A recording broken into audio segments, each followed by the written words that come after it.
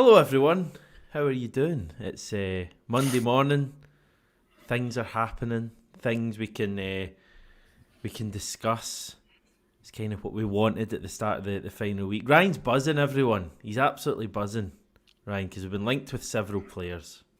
Yes, 11 viewers there just jumped to 114 within 5 seconds there. So I think that tells you just how excited and optimistic people are for this week's events. I think we all woke up this morning, or I know you've been up a while, Hamish, due to the time difference, but you see these links coming in, these reports coming in about players in key positions that Celtic have needed to strengthen for a while. Even going back to last night with the Alex Valle story, it's all very positive. It seems as if after Brendan Rodgers' sort of monologue speech yesterday about signings, things finally seem to be happening in the transfer window. Signings of real quality and pedigree could be coming through the door.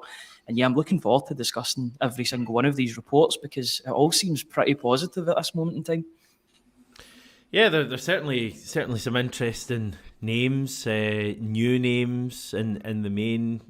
One yesterday, one earlier today. The Arne Engels stuff we've known about for a wee while, but that seems like it's maybe progressing as well, Tony. So yeah, it's all happening. Tell me why I do like Mondays. A happy Monday, isn't it? So far, it'll be an even happier Monday if Celtic conclude some business, but it's certainly a good start to the week, isn't it, in terms of what we heard from the manager yesterday and in terms of the machinations that seem to be happening today, players being linked. And yeah, there was an old children's programme, Hamish, back in the day. It was called Mr. Ben, and a man went into a shop and he tried on various outfits and he had an adventure. And just before he tried on an outfit, the narrator would say, and as if by magic, the shopkeeper appeared.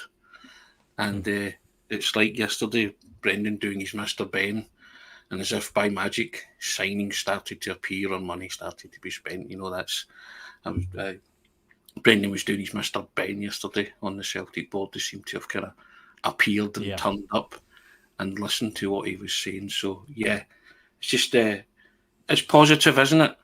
But even more positive if they manage to get these deals over the line, and it does. There is a flurry of activity over the next few days. But Ryan's very excited. You're keeping a tin lid in it because you're hosting this programme, but I think we're all up there somewhere at the minute, just after another wonderful performance and hoping that we can add some real quality to this football team. Yeah, I mean, yesterday was great. The performance is great. We may come on and talk about that as well. I think the post-match stuff with Brendan Rodgers was really... Was it something I said? Something I said? He's that excited. He's just... he's a jack in the box. That's usually the reaction when I open my mouth. People just walk out. So fair enough, Ryan. I won't take it personally. Retro Celtic saying, what an after-match press conference by Brendan. You were there, Tony. I heard you asking a question about the transfers as well. So yeah, he was good. I thought he was in really good form. I know a lot of people reading into things he was saying, and I did see some stuff last night. People saying, we're miles away from signings, so that's why he's calling the board out. I actually took a bit of a different view of what he was saying and the way he came across. I think he's clearly knows that Celtic need to be much better going forward and transfer wise. I think we're hopefully going to see this. But I got the impression what he was saying yesterday that he actually thinks we might have a few signings kind of under our belt here over the final few days. What was your interpretation of how he came across? Is that to me? Yeah. It was to Tony ideally, but... yeah, Tony was actually making that point to me this morning. Yeah, I'll just let you go. I was of the same opinion. I thought he was a manager who sat there and was kind of like, there's things happening here, but I can't go too much into it. And I know things that will happen at the end of the week. I think twice he made a point of saying it in Sky that Celtic will strengthen, Celtic will be strengthened, and then he made a point to the media guys, the journalists in the room, and also saying that we will get the players in. I think was the phrase you used, Ryan, wasn't it? And it was to my question in particular, because I asked him in the context of the season how season defining this week could be the last few days of the transfer window, the Champions League draw, and the Rangers game on Sunday, and that's the one that led to the spiel about the pot of money. There's no point in sitting there with the pot of money, the COVID stuff, all those quotes, and the fans deserve it. And also led to the joke where the boy's phone went off and he kind of cut himself out. Wasn't either of you, was it? It wasn't my phone, no. Yeah, I'm glad to see that, but he was looking in my general direction because I was standing to the side of him. But I was I took the same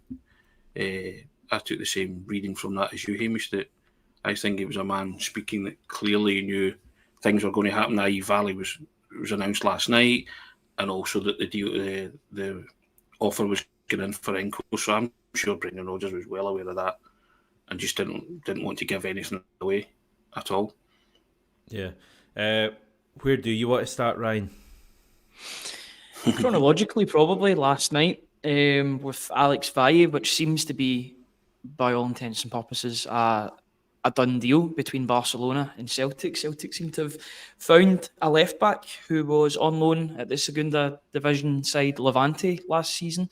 He was actually playing in pre-season as a right-back by Hansi Flick, and he had a wonderful assist against Real Madrid, doing a derby game and a pre-season friendly. I'm not so sure about that. Remember how that went down with the Glasgow derby a couple of years ago, I know. Thankfully that never came to be. But it was a really good assist, sort of outside of the foot. It's very much like Nicholas Kuhn would do, one of his sort of assists. So good pedigree, comes from the La Masia Academy, and 20-year-old. He's got a cap for the Spain under-20s, loads of caps for the Spain under-18s. So definitely a highly rated product. These guys are very good technically.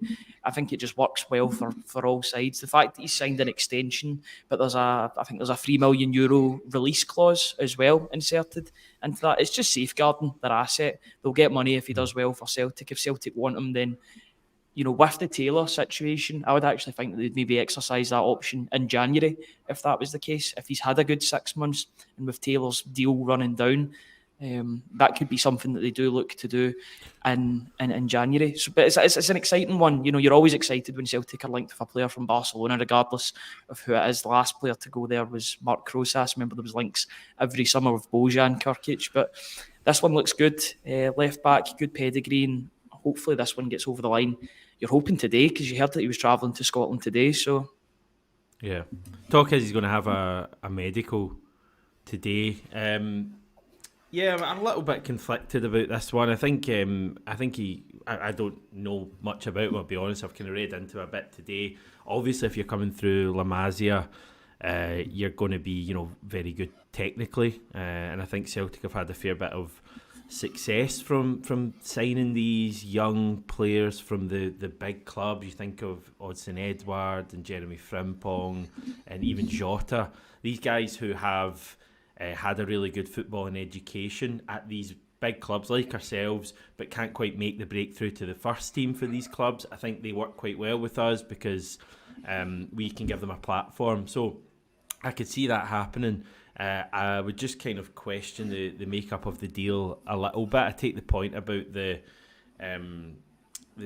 fee you mentioned, Ryan. I would just question, why the loan deal we're actually looking at doesn't have a purchase clause.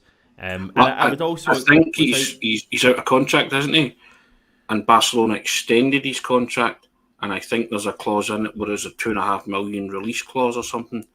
So I think there's something in that's maybe what Celtic have. So I think they're doing the try before you buy. And is it not a risk? Like, would you not pay that money now if it's only that amount?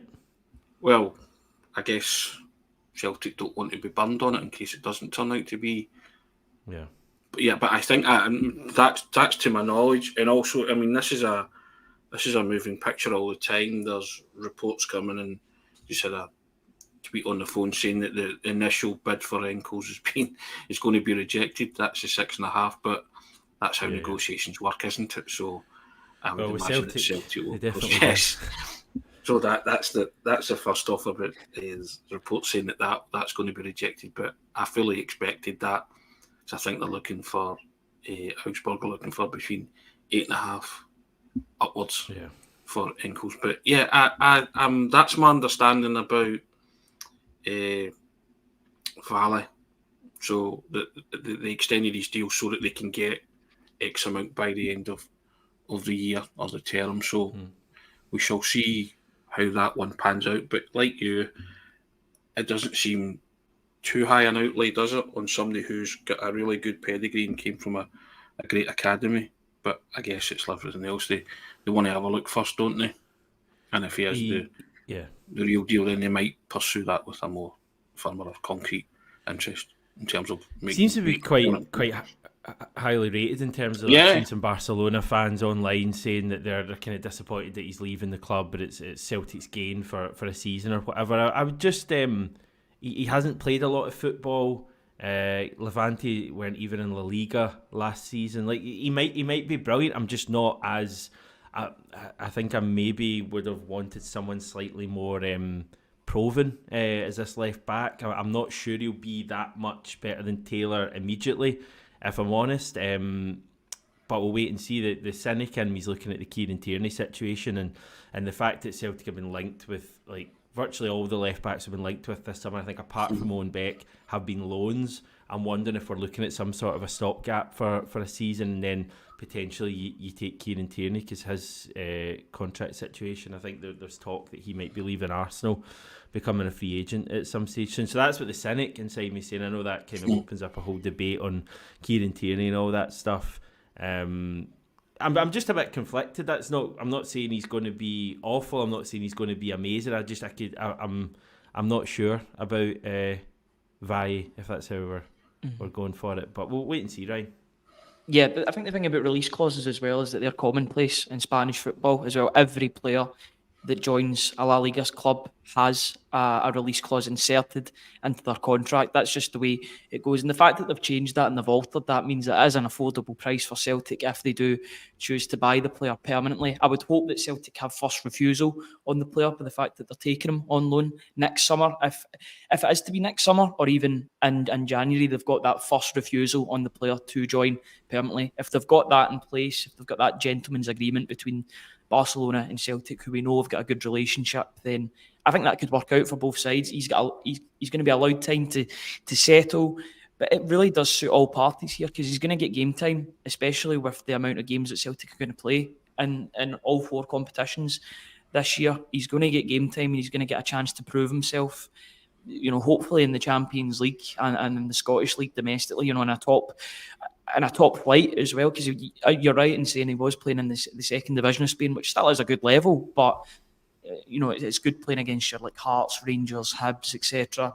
Playing for a dominant side as well. It's more akin to what he would be used to if he was playing at Barcelona as well, and actually playing in the first team at Barcelona, a team that's possession heavy and dominant in possession. So I'm quite excited about this one because he's got a lot to prove. I think he's coming in, he's got the Barca tag, the Barca Wonder Kid tag. People are talking about him on Football Manager being a bit of a Wonder Kid as well. So he'll have that tag on him. But that's exciting, and it's up to him to prove that he can back up those lofty sort of expectations that are on his shoulders. But yeah, good stock. I'm fine with it being a loan deal at left back with the current situation that's with Taylor, with his final year of his deal. Could be something that they deal with in January. But yeah, if there's more money getting spent in the midfield and centre-back areas, then I won't have any complaints, to be honest. Celtic are a certainty for Barcelona in the Champions League now, aren't they? That will rule out. And he can play. Yeah, correct. He can play.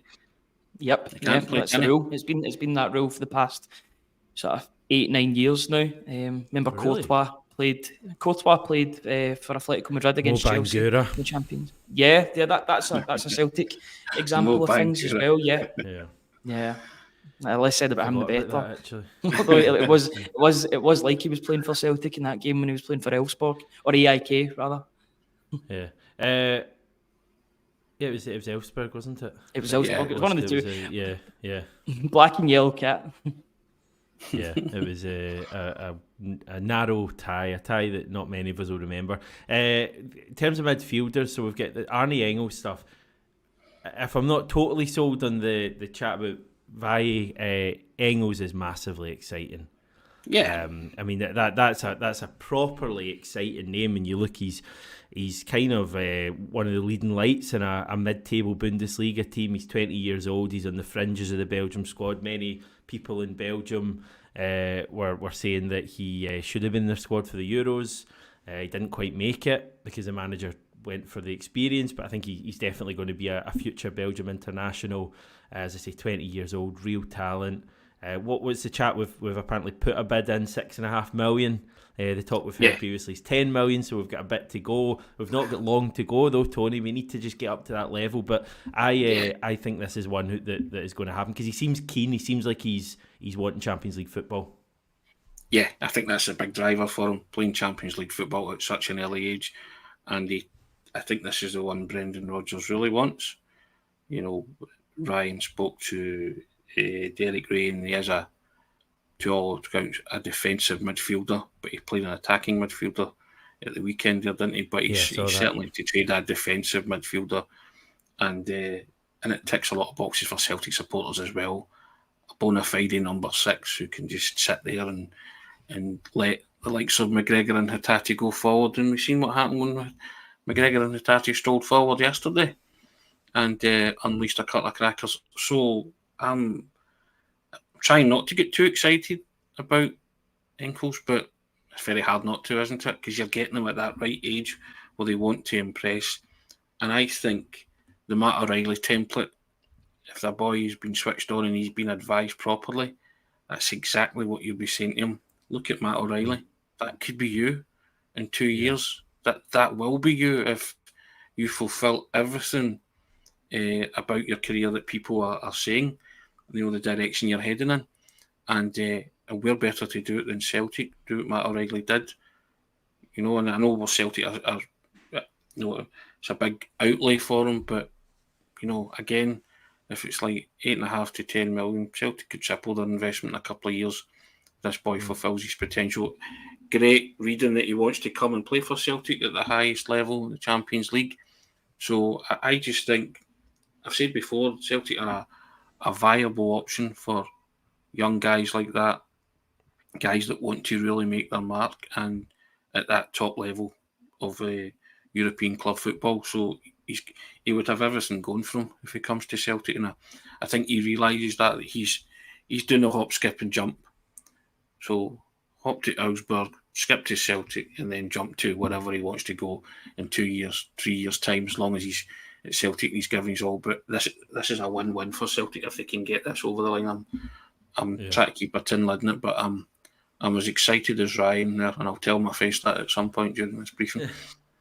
Yeah, I'm so excited. I mean, Liam bringing up the fact that he wants Premier League money, and he knows that Celtic are the pathway to that because O'Reilly's just walked it, and I've not got a problem with that at all. As Brendan Rodgers said yesterday, for some players, Celtic are the final destination. He mentioned Callum McGregor and James Forrest. For the vast majority, coming to Celtic as an opportunity to get to the Premier League. That is just where we're at the moment, and he's got a very obvious example. The player that I think he'd be replacing, Matt O'Reilly, has just moved to the English Premier League and netted us 30 million. So the hope would be Engels could do the same after giving us maybe 2 or 3 seasons of the same kind of level. I just think he'd be a really good signing from without actually having watched him. And I'll be honest with that, just looking at what people have said about him and his pedigree and the fact that Derek Ray seemed to rate him really highly as well. Ryan, as a 20-year-old. Yeah, Derek Ray basically went about saying that he's going to walk the league, basically, if he joins Celtic. He's just that good, technically. He's a player that, if you watch the Bundesliga, you know what he's all about. You know, if you watch the Bundesliga closely, Augsburg aren't one of the main teams. They're sort of trying for European spots, but their main aim every season, Derek Ray said, this is to avoid relegation and keep themselves as a Bundesliga club, which they have done for years and have done really, really well in doing so. But he is the sort of player that maybe earlier on in the window other Bundesliga teams would have signed, but they don't really do their business late on unless they need to replace a player, which you're hoping is going to be the case with Engels. I just wonder if Engels was maybe the player that Rodgers was talking about last week, about taking risks in the transfer window, talking about those 1.5 to 2 million. And then he mentioned 9 million, which seems to be in the sort of same ballpark as what Augsburg are looking for their star midfielder. So maybe that's the sort of risks that Rodgers wants to be taking. Take that handbrake off. Give that couple extra million, because you'll see the quality on the pitch straight away, but you'll also be able to sell them on for more. You speculate to accumulate, as I've spoken about so many times on this podcast. You spend that little bit more, he's already an asset from the outside looking in. Then if he does that, then you can demand more for him, because you've already spent that 9 million. That's what you've spent beforehand. Then you can afford to ask for more. Celtic spent 1.5 million on Matt O'Reilly, and they're getting the best part of 30 million. Who's to say that Engels plays well for 2-3 years and then goes for 30, 35, 40 million? I mean, you've got to push the needle a wee bit here. Celtic have got to get into the 21st century in the transfer window and really start charging premium rates for their players. You see teams like Shakhtar Donetsk, who've got a slightly better league than the Scottish league. The Ukrainian league's slightly better, although it's displaced at this moment in time. But you can still pay premium rates for players. I think Celtic just need to, if they're in the Champions League every season, which should be the case, even if they're in qualifying with the players that they're bringing in of this quality potentially, then they should be charging more, 35, 40 million for players. Inflation's a real thing, and Celtic have got to start charging premium rates for players too. So spend the money, 6.5 million. That's just an opening. I think that's just an opening offer. I think both teams know Celtic have got the money, and they're going to be willing to spend it in order to get a Matt O'Reilly replacement. The defensive midfield, attacking midfield doesn't worry me, because that position is so fluid, as Tony was talking about. Cal McGregor scoring from outside the box yesterday. He's your number 6. He's only a number 6 just by name, really, or by position. He's so fluid. He goes everywhere in the pitch. Matt O'Reilly was doing that for a spell last season when he was covering for Cal McGregor. So, having a fluid 20-year-old midfielder really does bode well for this team. I think you'll see a real upturn in quality if he is to join the club. And you're hoping that that's the case. The fact that the two teams are talking about it and it's near the end of the window, push is going to have to come to shove here. I don't think personal terms have been agreed, haven't they, for what we're... Yeah, I mean, in between the two sides. I think the player wants to come. Personal terms have been agreed. It's just about thrashing out a deal now and getting the money for him that Augsburg are willing to accept. Yeah, it's a kind of signing that I've wanted Celtic to pursue for a long time. I think a lot of people have that higher calibre of player, and I think it's definitely exciting that it seems like there is something really to this. We've had discussions with his representatives, that's been widely reported. Let's just hope that the club can just pay what he's worth. We have the money there. Get it done. We need to replace Matt O'Reilly. Bit of chat about we've got so many names, guys. I'm struggling. Matthias, no, we'll come on to him. Matthias Boguts, because he played for LAFC in the Leagues Cup final. I said I was going to get up for it, but I was up so late last night after the game that I ended up sleeping in for it. But it doesn't matter, because Ian Roy watched it and he wasn't a fan of the performance. He was hooked after the hour. Showed nothing to be impressed with. Hope we don't waste 9 million on him. Nowhere near good enough for us. He's lost 3-1, I believe. Is that right? Yeah, Columbus Crew beat them. Could be a total waste of money, Ian says. So the Bogut stuff's another interesting one to keep an eye on. I don't think there's an update there, guys, is there? Not anything concrete, but you would expect things to be happening today if that is the case. The fact that game is out of the way, that seemed to be the sort of benchmark, or the main reason why there wasn't any move going on at this moment in time, was because all the focus was on that. Now that game's out of, it was a cup final by all accounts. Now that game's out of the way, I think he actually assisted Olivier Giroud in that game, so he did get an assist in the game, I believe. But they lost the game 3-1. So I'd be very surprised if, as much as I want two midfielders in Engels and Boguts, I think out of the two, I would want Engels more, because I think there's more upside with his game in terms of everything And Celtic have got a pretty good midfield as it is already. I'm not saying don't sign more players, but their midfield is looking pretty good at the moment, even without Matt O'Reilly yesterday.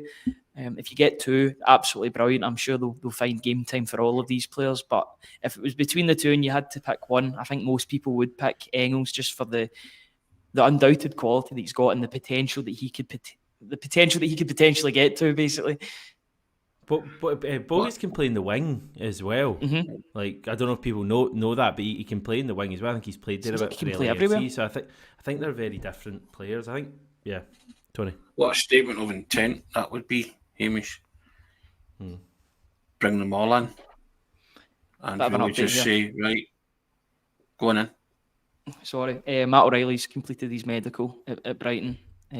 So sorry to put the dampener on the good mood and the good feeling. Well, I think the manager told you can't have one without the other, I guess. Yeah. And there's Chris Mepham getting linked as well to Celtic. So everything is happening this morning. Stephen McGowan's reporting that Celtic are interested. So that's the Bournemouth centre half, isn't it? Yep. Chris Mepham, Welsh centre half. So that's the first the second kind of link with Mepham, isn't it? So we want to keep an eye on then. But listen, that I think if Celtic, they have left it late, get that, but they will be making a huge statement of intent if they get in a left back, 2 midfielders and a centre back. To me, that would say, right, the manager's spoken and they've listened to the manager and they've given him what he wanted. There would be no excuses after that to then take it to the levels that we want to.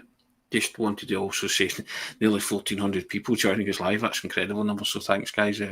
Really appreciate that. And I think they're as always excited as we are, aren't they, about what could unfold this week. But it's certainly headed in the right direction. Last week was a real kind of barren week in terms of we were getting a bit deflated about it all, weren't we? But there's a real spring in the step. We're all a bit buoyant and can't wait to see what happens over the course of the next few days. But you're liking what you're hearing, but again, just want to get things done now. Want Celtic to really push that boat out and do it and get them over. Never this. We tried, we couldn't get them over the line. Get them over the line. However we have to do it, force them over the line. Yeah. That's it for me. I want players confirmed and in, and I'm not gonna be happy until that's the case, to be honest. What about just quickly? People have probably seen this. Darryl O'Shea signed for Ipswich Town last night. £15 million. Can't compete with that. I think we can work out why we weren't in for him at that price. Right, Gustav Isaksen. Then Ryan, Lazio winger, one-time Denmark international, I think. Made his debut against Faroe Islands. I think Matt O'Reilly was on the bench for that game. I did my reading on the train to work this morning. So, it was an exciting train journey this morning because you're reading up about all these players, new faces potentially coming into the club. One thing I didn't like as much was the fact that the Lazio fans were quite keen on getting rid of this player. I did see a gif in particular of a shot put.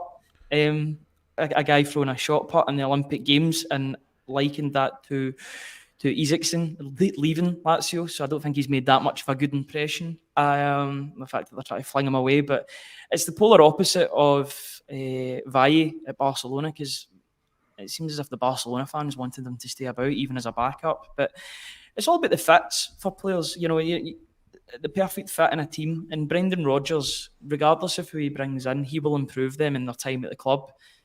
Just because it doesn't happen at Lazio, there's been players that hasn't worked out at Lazio, but they'll go to other clubs and they'll thrive, or other Italian clubs, for that matter. It's another player of pedigree, came from the Midtjylland setup, so you're getting a player of good pedigree and quality. So many good players have come through that system. There's a reason why Lazio forked out €10 million last summer to get his signature. Doesn't always work out, but it doesn't mean it can't work out at Celtic. Maybe one of these loans. I think what's getting reported today is a loan with an obligation to buy. That'd be a bit of an interesting one. I don't think Celtic could be spending 14 million or something like that. I don't know why it would be more. I don't know why they would be charging more if he largely hasn't made a big impact at Lazio. I'd guess that's maybe just like just guesswork in terms of the figure. It'd need to be a more realistic figure, I think. I think there'd be an option to buy rather than an obligation between the two sides, because I don't think Celtic want to be forced into making a move regardless if a player is good or not. So I think there's a bit of negotiation to be done between the two sides. But another exciting player. The one thing that jumped out at me was the fact that he's a right winger. That's Nicholas Kuhn's position. And Nicholas Kuhn has been arguably Celtic's most informed player this season. So I don't really want to be stifling any of his good work, even though he does have a slight back injury at this moment in time. But the good thing about Isaksen, if he does join, is that he can play on the left and up front as well. So that could maybe be an alternative to Mateusz Bogic.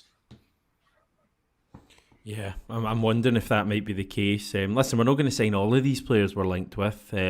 The question would be, what do we think we could get in before the deadline? You can have a wee think about that, guys, and I'll come to you in a minute. A few other questions, actually. Dennis just asking, seems to have gone quiet on Austin Trusty. It has a little bit. The centre-back stuff is still concerning me. Chris Mepham, I'll need to look into that properly, because that's one that would I think would be a good fit. Sometimes you just get a feeling from a player's name, and you think Chris Mepham, bit of experience next to Carter Vickers, good with the ball at his feet, could be pretty good. They've played second time together he's been as linked as well. Yeah, played together, and second time he's been linked. So he's clearly somebody who's on, excuse me, Celtic's radar and hasn't really left the radar, if you get what I mean. So, and Ryan said they have played together, so there's that kind of link there as well, isn't there, which could all augur well. He played in the playoff semi-final, I believe. Yeah. Now, I think a lot of people were watching that game because of a very different reason, because Eddie Howe was... Yep, I remember it. The whole Eddie Howe situation. And the two of them played. I actually think Chris Mepham, I'm sorry to jinx it or anything like that, but he did get sent off in that game for a red card challenge. I think it was a last man. But by all accounts, he seems like a good player. Areola, the current Bournemouth manager's really talked him up in recent months, saying that although he's not a first pick, he's one of these good teammates and a good pro behind the scenes. Just because he hasn't played at Bournemouth, Bournemouth are very much a team that are on the up in terms of their money and their financials. Just because it doesn't work at Bournemouth doesn't mean it can't. I mean, look at Carter Vickers, for example. He didn't have a home or a sort of solid home, and then he came to Celtic. I actually think Carter Vickers needs a bit of help as well at centre-back, because I thought he did struggle a bit yesterday, personally. I thought Liam Scales was the better of the two centre-backs against St Mirren. Carter Vickers recently, the past 2-3 games, has looked a tiny bit shaky in the things that he's doing, maybe not as confident as what he was. Nothing to worry about, but I just think his level's dropped, and having somebody that he knows and he's played with at Bournemouth could actually really help him be on the same wavelength, and a better quality centre-back as well. Andrew just bringing up Iwata. Is he leaving this window? I wouldn't think so. I think Tomoki Iwata, we've probably been waiting a while to kind of realise what Iwata's role at Celtic is, and his role is going to be a pretty good squad player. Iwata will probably play, maybe make 10-15 appearances this season. He's a reliable player, but he's not going to be any more than that. I really actually quite like him. I don't think he's going to be leaving either. I could be wrong, but I don't get that impression. Alistair wondering, will we break a Scottish transfer record in the closing days? What is it, 9 million for Edward? What does your gut tell you? And also, you can answer my earlier question while you're at it, Tony. What do you think we'll actually get in between now and the deadline? Okay. Obviously, Valle's coming. I think Engels will come. And I think they'll probably try and get Mepham as well. Not so sure about Bogic, but certainly those three. It'd be great if they could get 4, Bogic included, but I certainly Valle, Mepham and Engels for me I'd be happy enough with. If Bogic came in, I'd be absolutely ecstatic. I'm thinking, obviously, as you say, left back's going to come in. I think Engels will come in. I would hope for another midfielder. I'm not sure though, and I think we'll sign a centre back. I don't know if it'll be Mepham. I feel like it might be a loan. I'm a bit worried about that position still. So I'm thinking 3 players probably. But Rodgers wants 2 midfielders, Ryan. So I think it'll be 4. I think 4 will come in this week. I think Rodgers will get what he wants. He's flexed his muscles, his vocal muscles for sure in the press conference yesterday. I don't think Celtic can afford not to back their man at this point in time, both domestically and in the European front. I think it'll be Valle. I think Engels will come in. The fact that there's a 6.5 million, immediately they're putting in 6.5 million, and that's potentially the first bid. They'll get to that figure. They'll meet in the middle, surely, because they've got the money there. They're going to break the Scottish transfer record with Matt O'Reilly. He needs to be replaced. They can't just have 26 million off the bat and not spend a sizable amount of that on his replacement.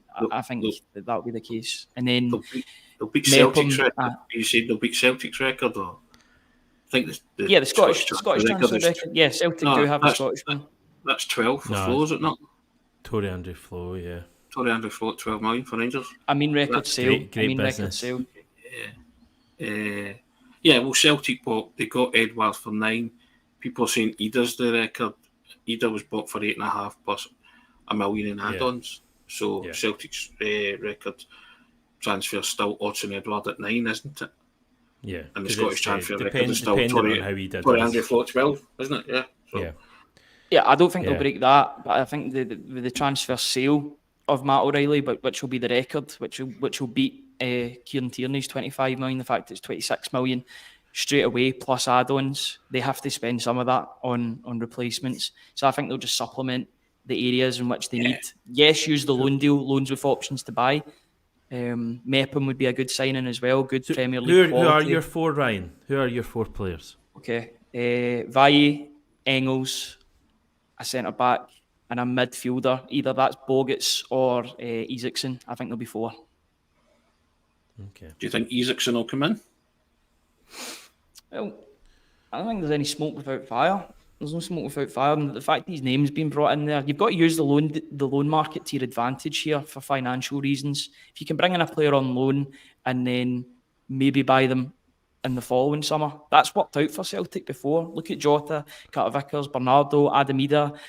All of these, I know there wasn't an option to buy on Ida, but they still used the loan market to their advantage. Patrick Roberts in the past as well, although he was on loan. Use that to your advantage, because these players, you might not be able to afford them right now with the current money, but with a year down, you might be able to get them within their price range after a year, and they'll already have that acclimatisation with the club. So I think it's a good way to go, a good road to go down. It's a good way for Celtic not to be too reckless with their money. I know they're in a great financial position, but I know that the way that the club works and the fact that they can maybe use loan deals instead of buying players and then buy them the next summer, I think that's just a good way of doing things. Yeah, I mean, it's exciting the last few days because we've got all this going on.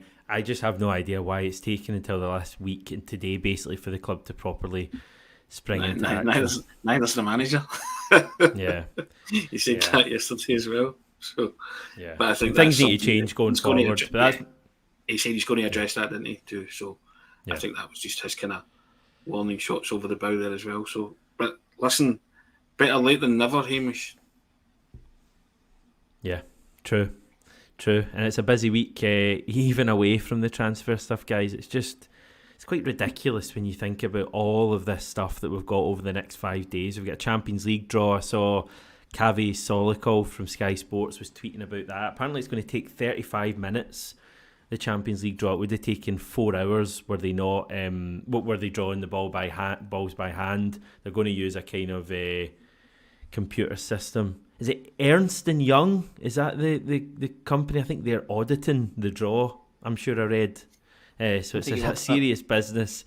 I believe we can maybe go into this tomorrow because I know how it's all going to work, or I think I know how it's all going to work. But it's going to be kind of computerised. We've got that. We've got the derby on Saturday. It's quite good because a lot of the time when you're doing these videos, you know, if we didn't have all this stuff to talk about, we'd already be looking at the derby. We've not even mentioned yesterday's game, but we'll have a chance as we go on through the week, I think, to look ahead to the derby, to talk Champions League, probably to look back a bit on Sunday as well. Maybe do that tomorrow and give some thoughts on various performances. I know people have been talking about Adam Ida, Rio Hatate getting a bit of discussion as well. I thought Bernardo was great yesterday, guys. So it's all happening. Ryan, was there anything else you wanted to say? I just want to bring up the thing at the bottom of this video, or at the bottom of the screen. If you would like to support us just that little bit extra and become a YouTube member on the Celtic Way, click that join button that's on the YouTube channel just now.